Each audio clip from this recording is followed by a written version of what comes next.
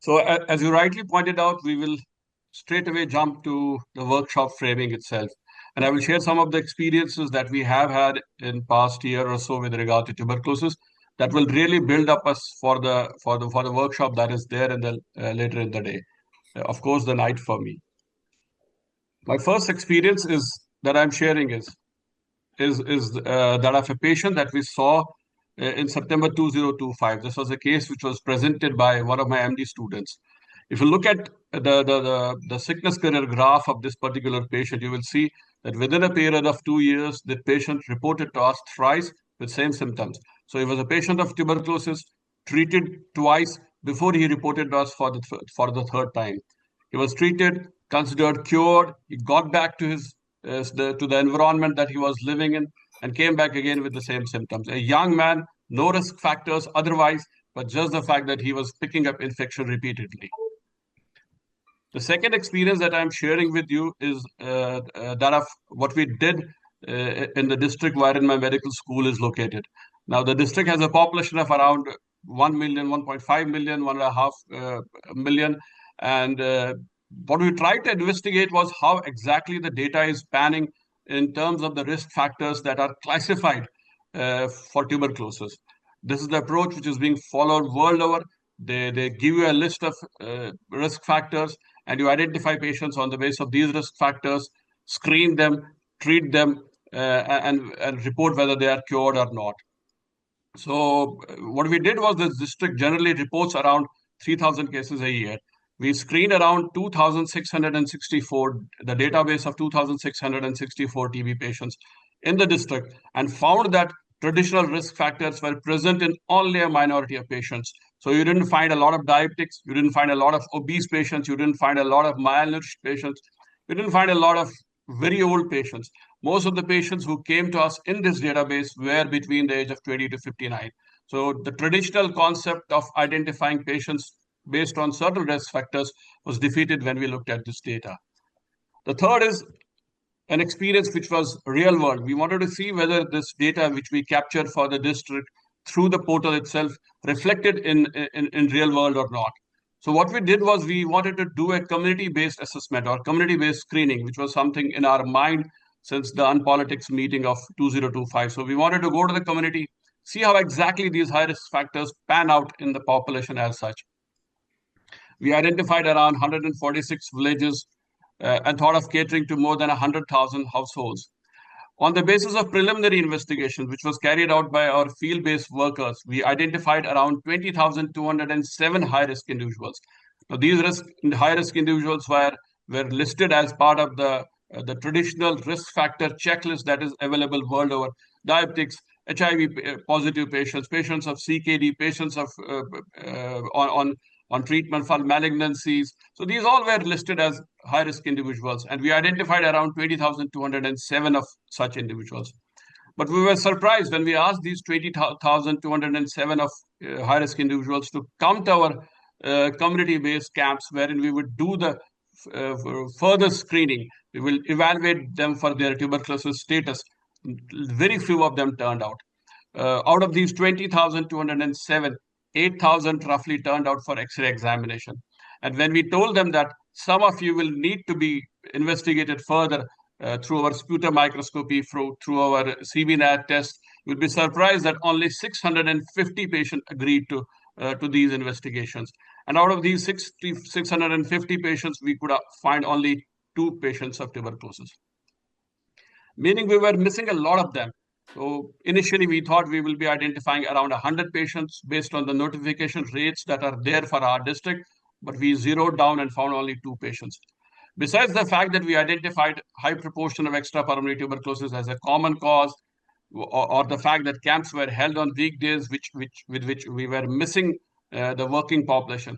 But there were certain other factors which were responsible for the low yield that we were finding through our camps. One was mobility as a barrier. So mobility barrier prevented uptake among vulnerable groups. So you had patients who were actually suffering from the disease, who were actually having the risk factors. So patient of malignancy who couldn't end up in our camp. So that was one of the reasons that we had a low yield. Second is the significant stigma which is around TB testing and disclosure. So once people would come to the camps, they will be identified as TB positive, and that disclosure will in itself ensure that they are stigmatized. So these two were primary reasons which we identified besides the high proportion of extrapulmonary tuberculosis as a reason that we couldn't find the number of patients which we were expecting to find based on the preliminary data or the preliminary notification rates for the district. Now, where does this lead us? It leads us to the fact that there is a clear-cut surveillance gap, and we need a new approach as far as identifying patients is concerned, and treating patients is concerned. So, what do we suggest? So, within the workshop, we'll talk a lot of things, not just one thing, because we believe that a single response, a single answer will not be able to answer all the questions that are being raised by tuberculosis across the world, and we will need a multi-layered approach to take care of tuberculosis. But we began with one thing which is almost in the process of implementation at this point in time. We have secured the funding, we have secured the response from the government on that, and we are building a low-cost, locally manufactured air sampler. It is a device that could sit in a household, shelter, prayer halls, prisons, or garment factory for 48 hours, collect ambient air on a membrane filter, and be retrieved by an ASHA worker on her next household visit. Now, these ASHA workers are village-based workers. They go house to house, acquire the data on tuberculosis on a monthly basis, so they can be given this job. So is this doable? Can this be done? Given the way our public health system is panned out in this country, it is very much doable. And our preliminary work suggests that this can be done. But as I said, there are more questions which need to be answered. And the questions arise from the three examples that I have already provided to you. One is reactivation versus reinfection that will be taken up in the workshop that we are planning later in the day. That's all I have for the talk. If there are any questions that I'm happy to address, we will meet in the workshop and we'll thrash them out. Thank you. Thanks a lot. What I will do over a period of time is that I will introduce with a few slides, primarily for two reasons. One, because most of us who are sitting here are not actually public health or medical people, so tuberculosis may not be something with which they are quite familiar.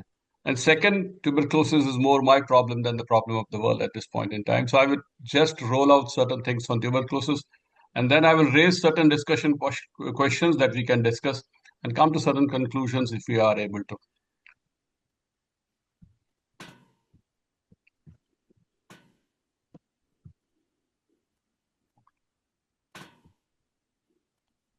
So this is how we start. The idea of this workshop is to rethink tuberculosis. And we need to think about tuberculosis beyond the biomedical model. We need to think about its physics, environment, and systems thinking. Why we need to do it, over a period of time, we will go through that as well. But before I talk about this in detail, I need to remind people that TB kills around 1.3 million people in year 2024 only. It's the number one infectious cause of death across the world. And yet, as I said, it's not a problem of the world, it's a problem of the low and middle income countries. And despite being discovered 140 years back, we are still grappling with how exactly to tackle TB. And I keep writing about it and say that TB is something which will survive us. We will pass off this world, but TB will continue to stay beyond us as well. So why this persistence paradox? What's the persistence paradox as far as TB is concerned? If you look at TB, it's curable. We have effective antibiotics. We have been having those effective antibiotics for last 70 years or so now, and have been available for, as I said, for decades. TB is preventable. We have the diagnostics. We have the vaccines. And we have the preventive therapy. Now we talk a lot about this preventive therapy and it's available with us also. But it continues to be the leading single-agent infectious killer across the world. The paradox reflects the inadequacy of a reductionist biomedical-only approach. TB transmission and activation are strongly influenced by physical environment, airborne dynamics, and socio-structural determinants. So this is something that I won't go into detail, the physics of TB transmission, but my concern is that air pollution is something that is going to only exaggerate the impact of tuberculosis already around us. And we are seeing that the air pollution is something which is increasing immensely across the world, more in our part of the world than in other parts of the world. And that's going to add to what we already are having at our hand in terms of tuberculosis. But this is something that we need to have some rethinking on. And as Desmond was talking about, we have the knowledge, we have the scientific evidence which talks about this, but unfortunately, we don't find these scientific evidence in the papers that come out of WHO. Are they, or we don't translate this scientific evidence into the implementation phase. We don't apply this. The old thinking, or the thinking that is currently even going around the world when we talk of the approaches that are being used in tuberculosis, the high risk approaches, the high risk strategies, they tend to think about TB more of a disease which happens because of reactivation. So somebody picks up the TB in his early life, and because of the fact that he has strong immunity, TB gets silenced. It doesn't uh, transform into an active disease. And only when he lands up into a status which is immune deficient, that the TB will reactivate and he will show the symptoms.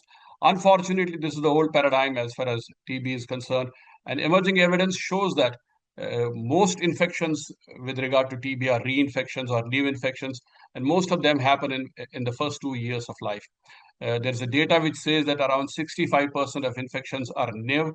They happen in first two years of life and do not happen afterwards. There is no binary or bimodal pattern as far as TB is concerned. Right. So this is something that we need to be thinking about when we are building discussion on this. Second is the granuloma reframe. Why this is important, granuloma? I don't go into the pathology of granulomas, but why this granuloma reframe is important, because we are seeing this actually translating into how we see TB patients now.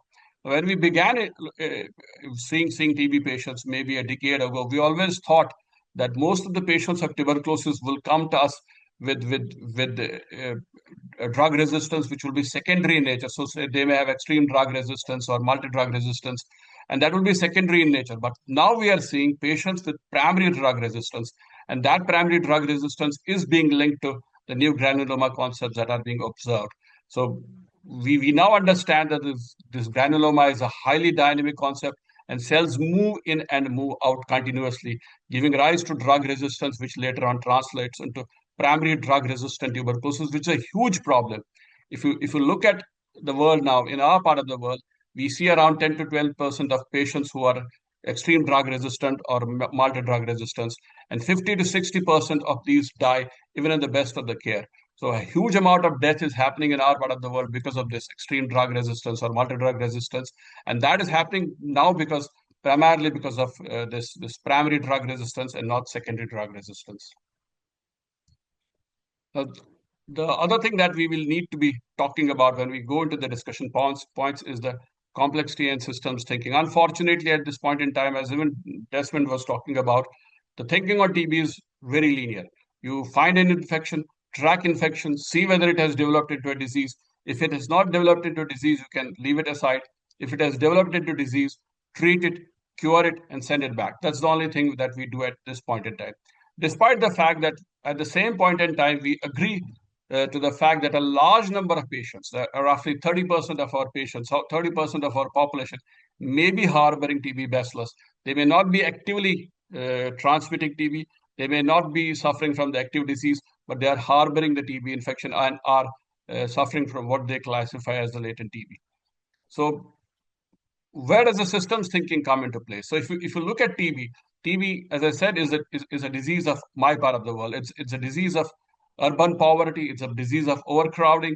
And when this urban poverty, overcrowding, they combine, they lead to poor ventilation, they lead to shared spaces, they lead to increased aerosol exposure dose, they lead to higher transmission probability, greater disease burden, reduced workforce productivity, and increased poverty. If you look at the earlier slides that I presented in my opening remarks, I said that the problem with TB is that the greatest burden is among those who are vulnerable, and the vulnerable are often not able to access the healthcare that is being provided to them.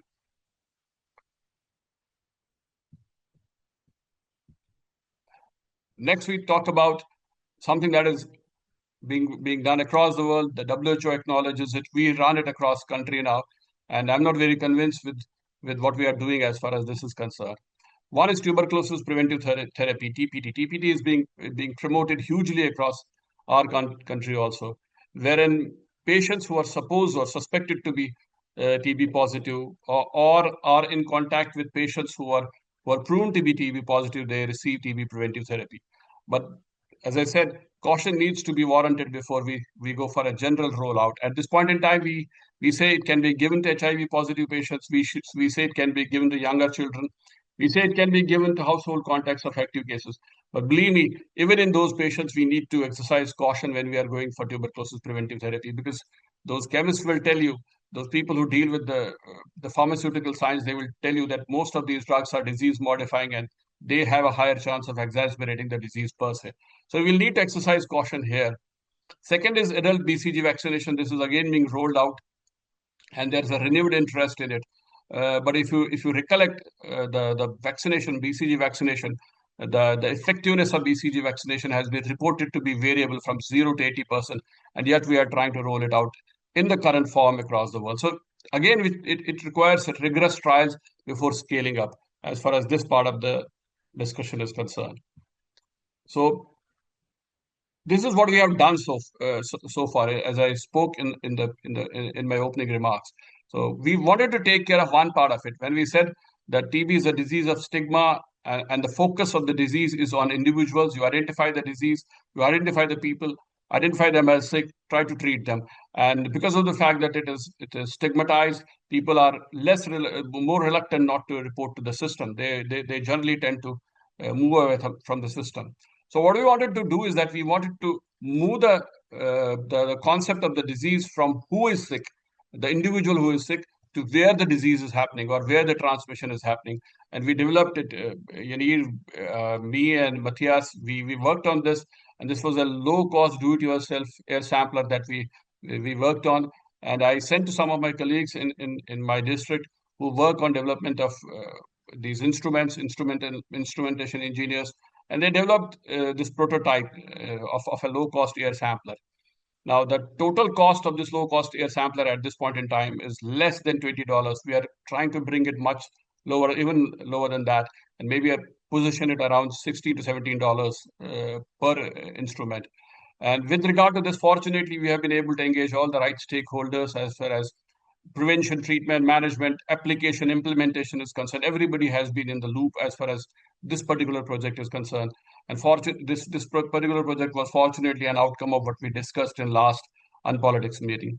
So we did the stakeholder engagement. And what I mean by stakeholder engagement was we involved the bureaucracy of the district into it. So we talked to the bureaucracy, engaged with them, and talk to them, and we told them, look, we have been doing whatever is in our possible. We had actually exhausted the entire basket of strategies that is available with us as far as TB is concerned, and yet we are not able to reach the stages which we planned to in terms of our elimination targets.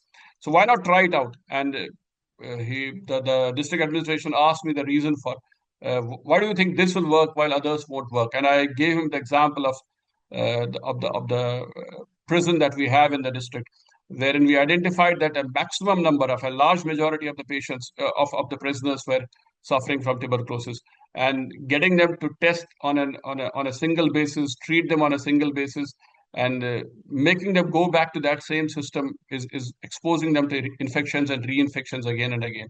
So ask them, if we have an air sampler which can be placed in a prison, if we have an air sampler which can be placed in a large household, which can be placed in a school, which can be placed in a prayer hall, we are at least able to identify where the transmission is happening. And if we are able to identify those areas wherein transmission is happening, we can zero in, target them, start an intervention in terms of better ventilation and other aerosol management techniques, so that we are able to control infection at the base. So instead of looking at the individuals, we need to look at the system, and this is where we engage with the district administration as one of the stakeholders. Fortunately, when we were engaging with the district administration, we also spoke to the Government of India accredited lab, which is there in my area, and we spoke to them and told them that, look, this is what we have developed, but we need to validate it, and are you able to help us with that validation process? And they not only helped us with that, they said, fine, we will validate it. We will provide you with the lab equipment that is going to test whether your samples have enough material to be useful in terms of an implementation or intervention strategy. But they also said that they will fund a part of it because they will provide us with the manpower who is going to take care of putting these air samplers in the right place, collecting the filters from there, transporting it to the nearest lab, collecting the extracts from the filters, and then able to see whether the extract is good enough to be useful for the future intervention. So in that sense, we were able to secure that as well, and we have received some amount of funding as well. And the third part, as I already said, was the development of a cost-effective prototype. And Yanir used to keep asking me, "What's the amount of money that you will spend?" I said, "I won't be spending any money." Fortunately, the person who developed it, he developed it initially at a free of cost level. But when we totaled it, the amount of money that we will eventually be spending is, as I said, will be less than $20 per equipment. So even if we spread it across a large part of the district in terms of implementation, it's not going to be a very costly affair for us, and the yield is expected to be good enough.